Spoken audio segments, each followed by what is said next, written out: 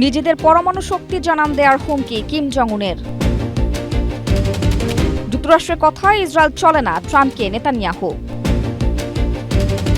Hormuz প্রণালী ইরানের নিয়ন্ত্রণেই থাকবে, বাঘের গালিবাফের হুঁশিয়ারি। মোদী সরকারের শিক্ষামন্ত্রীর পদত্যাগের দাবিতে উত্তাল দিল্লি। ভারতে মসজিদ মাদ্রাসা ভাঙার প্রতিবাদে মাঠে নামছেন মুসলমানরা। এবার নিজেদের পরমাণু শক্তি জানান দেওয়ার হুমকি দিয়েছে উত্তর কোরিয়া। বিশ্বের বিভিন্ন দেশের সামরিক শক্তি বৃদ্ধি এবং অস্থিতিশীল পরিস্থিতির কারণে উত্তর কোরিয়া নিজেদের সুরক্ষায় পরমাণু অস্ত্রকে প্রধান ভিত্তি হিসেবে বেছে নিয়েছে বলে জানায় কিম। ক্ষমতাসীন ওয়ার্কার্স পার্টির কেন্দ্রীয় কমিটির এক বৈঠকে কথা বলেন তিনি।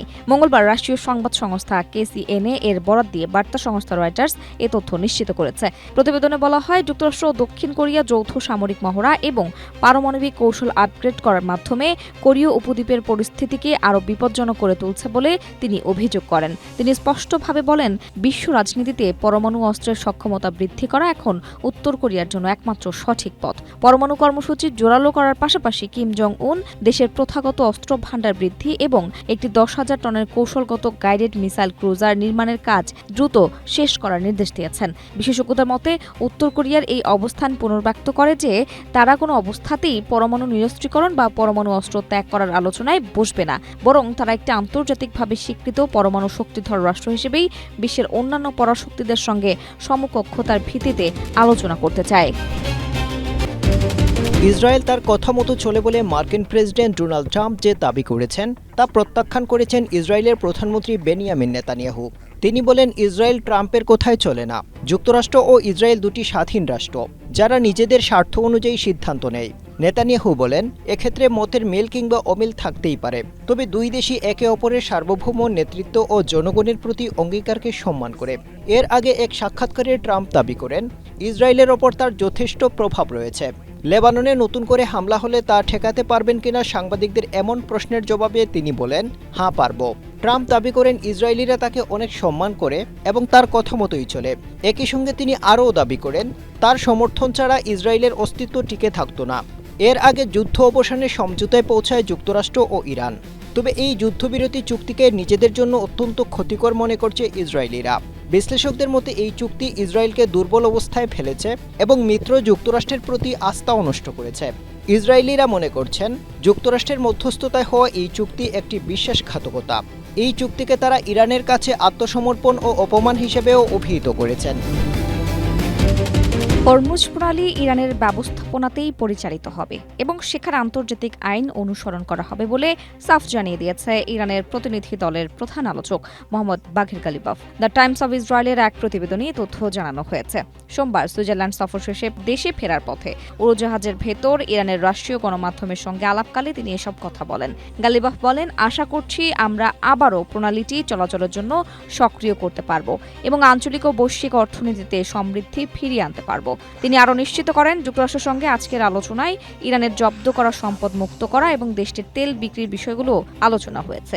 এ নিয়ে মার্কিন ভাইস প্রেসিডেন্ট JD ভ্যান্স ইরানের জব্দ করা সম্পদ নিয়ে ওয়াশিংটনের একটি বিশেষ পরিকল্পনার কথা জানান। তিনি বলেন, ইরান যাতে এই অর্থ সন্ত্রাসবাদে অর্থায়ন না করে বরং সাধারণ মানুষের কল্যাণে ব্যবহার করে তা নিশ্চিত করতে যুক্তরাষ্ট্র ও কাতার যৌথভাবে একটি বিশেষ প্রক্রিয়া তৈরি করছে।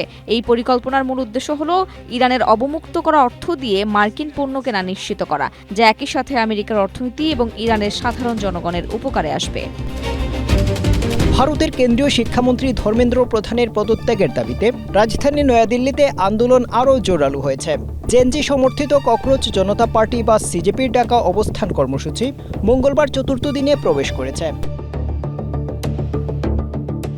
মেডিকেল প্রবেশিকা সহ বিভিন্ন পরীক্ষায় প্রশ্নপত্র ফাঁস এবং অনিয়মের প্রতিবাদে তীব্র গরম ও কঠোর পুলিশি নজরদারির মধ্যেও দিনরাত অবস্থান চালিয়ে যাচ্ছেন আন্দোলনকারীরা। তারা ঘোষণা দিয়েছেন, শিক্ষামন্ত্রী ধর্মেন্দ্র প্রধান পদত্যাগ না করা পর্যন্ত তারা রাজপথ ছাড়বে না।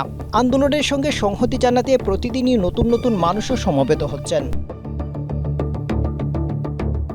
আন্দোলনকারীদের দাবি, প্রশ্নপত্র ফাঁস ও পরীক্ষা বাতিলকে ঘিরে সৃষ্ট অনিশ্চয়তার কারণে শিক্ষার্থীদের মধ্যে হতাশা বাড়ছে এবং আত্মহত্যার ঘটনাও বৃদ্ধি পেয়েছে। দেশের শিক্ষা ব্যবস্থায় জবাবদিহিতার অভাব এখন জাতীয় সংকটে পরিণত হয়েছে এবং এই পরিস্থিতিকে জাতীয় জরুরি অবস্থা হিসেবে বিবেচনা করা উচিত। আন্দোলনকে কেন্দ্র করে যন্তর মন্তর এলাকায় নিরাপত্তা জোরদার করেছে দিল্লি পুলিশ। আন্দোলনকারীদের অভিযোগ, এর আগে পুলিশি নির্দেশ অমান্য করে রাতভর অবস্থান করায় তাদের পানি সরবরাহ বন্ধ এবং বিদ্যুৎ সংযোগও বিচ্ছিন্ন করা হয়েছিল। তবে এসব প্রতিকূলতার মধ্যেও কর্মসূচি চালিয়ে যাওয়ার ঘোষণা দিয়েছেন তারা। সামাজিক যোগাযোগ মাধ্যমে ব্যঙ্গাত্মক প্রচারণা দিয়ে শুরু করা ককরোচ জনতা পার্টি বর্তমানে তরুণদের একটি বড় আন্দোলনে পরিণত হয়েছে। দলটির প্রতিষ্ঠাতা ও বুস্টন ইউনিভার্সিটির সদ্য স্নাতক অভিজিৎ দীপকে চলতি মাসের শুরুতে যুক্তরাষ্ট্র থেকে ভারতে ফিরে আন্দোলনের নেতৃত্বে যোগ দেন। তার আহ্বানে দেশের বিভিন্ন প্রান্ত থেকে শিক্ষক, শিক্ষার্থী, অভিভাবক এবং সাধারণ মানুষ এই আন্দোলনে অংশ নিচ্ছেন। সিজেপির আন্দোলনে মোদী সরকার ব্যাপক চাপের মুখে রয়েছে। আন্দোলনকারীদের অভিযোগ, মোদী সরকারের অধীনে ভারতের তরুণ সমাজের ভবিষ্যৎ অনিশ্চয়তার মুখে পড়েছে। এজন্য তারা দাবি আদায় না হওয়া পর্যন্ত লড়াই চালিয়ে যাওয়ার ঘোষণা দিয়েছেন। Afzal Hussain, Asia post.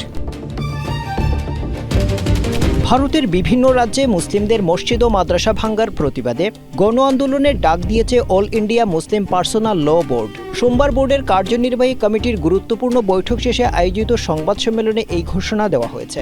একই সঙ্গে বিষয়টি সুষ্ঠু তদারকির জন্য একটি বিশেষ অ্যাকশন কমিটিও গঠন করা হয়েছে। বোর্ডের মুখপাত্র ডক্টর SQR ইলিয়াস সাংবাদিকদের জানিয়েছেন, বিজেপি শাসিত রাজ্যগুলোতে মুসলমানদের ঘরবাড়ি, মসজিদ এবং মাদ্রাসা লক্ষ্য করে চালানো উচ্ছেদ অভিযান বা বুলডোজার সন্ত্রাস চূড়ান্ত পর্যায়ে পৌঁছেছে। সেই সঙ্গে গণপিটুনি, সরকারি অনুষ্ঠান ও শিক্ষা প্রতিষ্ঠানে জোরপূর্বক বন্দে মাতারাম গাওয়ানোর বাধ্যবাধকতা এবং অভিন্ন দেওয়ানি বিধি বা UGC কার্যকরের মতো ইস্যুগুলোতে ভারতের মুসলিম সমাজ গভীর সংকটের মুখে পড়েছে।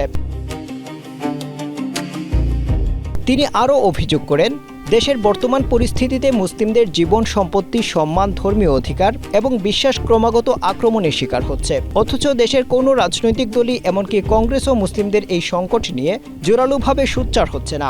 রাজনৈতিক দলগুলোর এই উদাসীনতায় ক্ষোভ প্রকাশ করে বোর্ড স্পষ্ট জানিয়েছে, দেশের গণতন্ত্রকামী, শান্তিপ্রিয় ও ন্যায়পরায়ণ নাগরিকদের সঙ্গে নিয়ে তারা এই আন্দোলনের রূপরেখা তৈরি করবে।